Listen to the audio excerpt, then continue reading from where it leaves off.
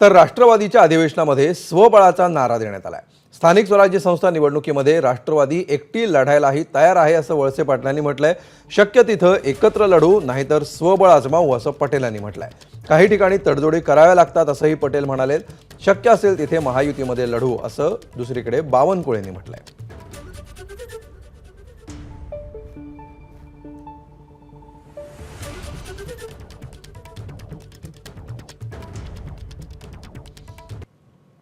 ओबीसीच्या संदर्भातली केस सुप्रीम कोर्टामध्ये पेंडिंग आहे।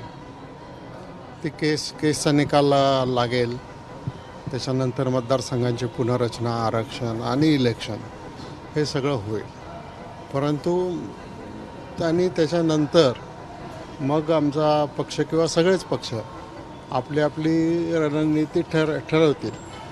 परंतु जर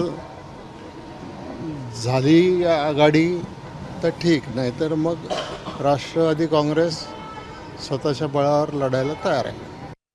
जे पुढच्या निवडणूक आहे तिथे जिथे शक्य आहे जरूर आम्ही प्रयत्न करू की तिन्ही पक्ष महायुती म्हणून लढेल। फार लहान निवडणूक, आता जिल्हा परिषद, पंचायत समिती किंवा नगरपालिका, विशेष करून या सगळ्या निवडणुकीमध्ये आमचे प्रत्येक म्हणजे कार्यकर्त्यांची इच्छा असते की आम्ही लढावं आणि तिन्ही पक्षामध्ये ही भावना असते कार्यकर्त्यांची, त्यामुळे थोडाफार तडजोड करावाही लागते।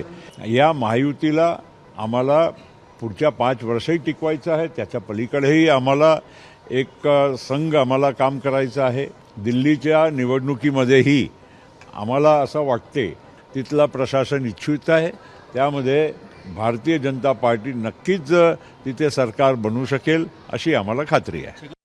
दादा गटानं स्थानिक स्वराज्य संस्थांच्या निवडणुकीमध्ये स्वबळाचा नारा दिलेला आहे।